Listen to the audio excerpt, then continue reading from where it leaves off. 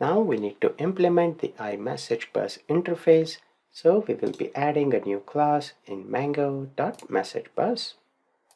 I will call this Azure Service Bus Message Bus. Let's add that.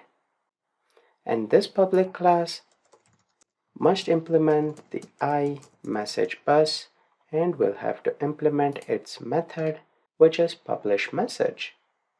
Now, in order to publish a message to a topic to any of the Azure bus, we will need the connection string. That I have already shown inside the shared access policy. We have the primary connection string.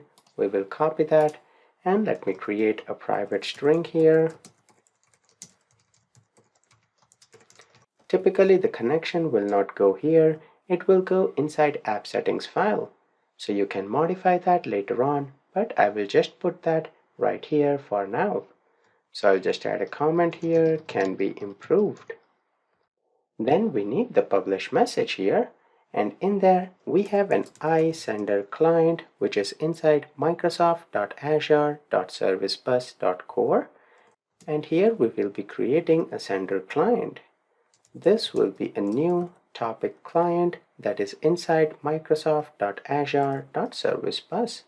So basically we first need to create a topic client using our connection string and topic name that will identify where exactly that topic is in order to send the message.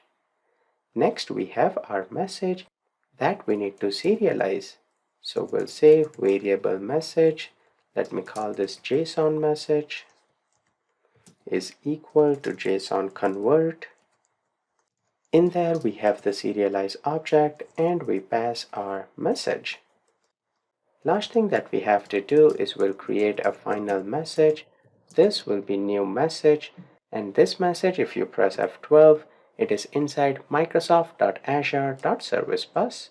So we need to create a message object. There we have to define the encoding. So we'll say encoding.utf8 dot, we have the get bytes there, and we will pass our JSON message. Along with that, we have to give a correlation ID, which is a grid. So we'll just give a new random grid right now. With that, our message looks good in order to send it to our service bus. How will we do that? For that, we will await on our sender client.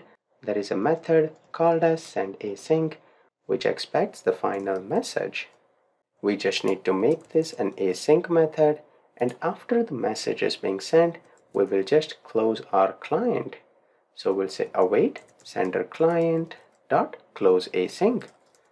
So we create a sender client here, build the message, send the message to the topic, and then we close the connection. Pretty straightforward, and all of these methods are provided with the Azure Service Bus. So with this, we are good if we have to publish a message. We already have that message inside the shopping cart API when a user hits checkout button. So let's actually send that message and take a look at things in the next video.